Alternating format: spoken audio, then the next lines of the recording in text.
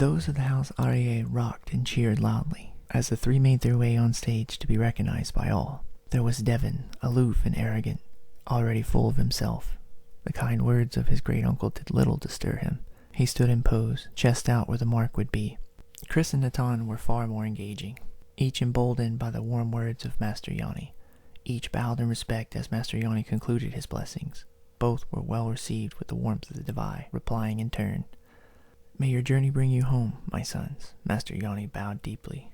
Grace had not yet left him in his age. Sayu, the prayer rippled through the Divai. The tribe yipped and cheered as the sons of Arie embraced Master Yanni and bolted from the stage to be greeted by teary-eyed loved ones. Love, pride, honor, family was everything. Cheers turned to chatter as a stoic figure took center stage next to Master Yanni. He stood tall, elaborately painted and bearing the mark of the Divai upon his chest. Yanni raised his hands, the drums began to roll. The chatter died instantly. "Brothers and sisters, may I present before you all a man risen of the house Arie, Aldous of the Wind." Sarah and I jumped and cheered, the power of the Divai shaking through the village. Aldous stepped forth, raising his fists high. We yipped and cheered in honor of his return, in reverence of this great symbol of passage. Indeed a blessed year. Thank you, one and all. He bowed before the Divai. "Elder Mildra, the stage is yours." Master Yanni waved with a smile before turning to shuffle toward the back of the stage where the other house elders stood. My grandfather was among them, napping on his feet it seemed. Mildra stepped forth, taking center stage. Her unkempt silver hair was bound into a frazzled mess behind her. She was known for her wild spirit and unconventional methods. Blue and white patterns covered her body in ceremonial art. She was the house elder of Gina Vesh, represented by a lotus blossom with a flame at its center, typically depicted in blue. The heritage of Gina Vesh was curious, the knowledge of medicines and herbs passed along their lineage for generations. "Thank you, Master Yanni. Well spoken, old friend. Tradition holds strong. Your words honor us all. I'll spare everyone the effort on my part. You all hear plenty from me as it is," she joked. A chuckle rattled through the crowd. "Now if someone could bring me a drink, that would be just lovely."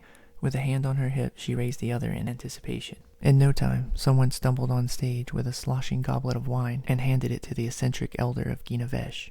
"Thank you, my boy." She took hold of the wine. He ducked off the stage and dropped back into the crowd with a yip. Elder Mildred turned to face the tribe, raising the drink high and offering, "To the Divai, to another wondrous year." The tribe yipped and cheered, Sarah and I calling out with our people. Mildred drank deep of the wine before flinging the empty vessel off stage and back to its original handler.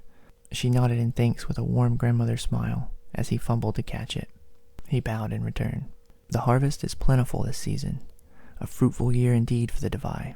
The Great Mother has blessed the house of Gina Vesh with 3 daughters and a son, careful critters of the valley. The garden grows strong." Mildred teased. Whoops and laughter followed her gist. Animal totems stood for 3 of the 4 houses of Risenbow, Gina Vesh unique with its lotus. As such, those of Gina Vesh playfully referred to those born of other houses as critters. They in turn were known as blossom babies. Mildred called the names of those born, each family recognized and celebrated following introduction.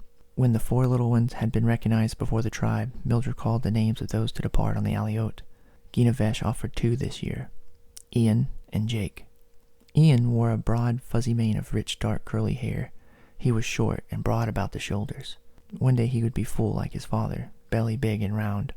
He wore a kind smile. If he ever grew a beard, he would look more like the Arie. Jake was taller, less full, and far from talkative. He bore a soft smile to the world, tagging along with his shorter, more vibrant, fuzzy-haired cousin. Jake carried a reed flute with him most everywhere he went, which he played quite well. The 2 stood proud before the tribe, honored by all. They bowed in gratitude before breaking from the stage. No doubt the 2 would be essential companions on the journey ahead. Brothers and sisters all, this day marked the return of 2 strong sons, sent from us as children, returned as men. Before all the Divai, stand with me and be recognized, for you are of the people. Sayu, she summoned those who returned. Sayu, called the people in turn, as the 2 sons returned of Gina Vesh leapt on stage to stand alongside Mildra, bold and hard as stone. Their armor was the same shimmering metallic plate, forged from the rigid exoskeletons of the Malakar, hunted and constructed for the 3rd and final trial. The mark upon their chests was that of the Divai, hunters, warriors. "Welcome home, sons of Gina Vesh, brothers of the Divai. Aiden and Ulrich." Mildred bowed deeply. They stood to be recognized, fists raised before the tribe. Yips and cheers echoed into the night. She lightly embraced each before they too slipped from the stage to disappear back into the crowd. "Kragar, you're up," Mildred called over her shoulder. "Blessings and tidings all." Cheers and whistles followed her from the stage. My grandfather Kragar was standing elder for the House of Dove. He was well drunk, but somehow gathered his wits about him well enough. He bobbed his way center stage, the thudding tap of his prosthetic leg sounding with every other step. His voice boomed as he called, "All right, lads, no reason to make me call you out. Come on up here. I want to stand with you as I boast before all the houses." "Karua!" he roared as he flexed a body like aged stone, shaking the stage with the stamp of his foot. The numbers of the House of Dove were few now in comparison, but our return came full and evenly spread throughout the center. I, too, rose to roar in turn, new courage waking a thunder within me. Excited, I bolted for the stage, eager to stand at my grandfather's side. As I vaulted on stage, Corey popped out from the crowd as well. We reached our grandfather at roughly the same time, both wearing cheeky smiles under painted faces. Proudly we stood at either side of the hulking house elder to be recognized as the sons of Dove. "I present Corey, son of my boy Rathos, a noble hunter for his people in his time, and Undine, daughter of Poltus, and maiden past. Their spirits rest with the divine, but their legacy stands here before us all." He paused for the cheers that followed in reverence of the departed. Yips and cries roared, the experience far different from the perspective on stage. He is strong and bold like his father, reminding me much of him. That temper is more like his mother's, even catching fire from time to time like hers did. "War hard hard," Kragar bellowed, his laugh echoed through the crowd. "He is a bright and rising star of his people. Good call dressing like a firefly, lad. It suits you." He slapped Corey on the back. Laughter again rattled the crowd at my grandfather's light humor. I managed to stifle a chuckle as Corey's fierce Malachar was mistaken for a harmless firefly in front of everyone. Corey wasn't shaken in the slightest. He stood firm and proud, simply smiling with the laughs of his brothers and sisters. He appeared happy as could be, honored in the moment. His eyes peered dreamily into the crowd, fixed hard at whatever it was that held him. I followed his gaze to find Tiala, warm and giddy as if she were living the same dream. I didn't bother to stifle a scoff as it rose. Good for them, terrible for the promise of adventure beyond our return. This turn of events led me to suspect he was most likely to settle his roots instead of braving new lands with his brothers.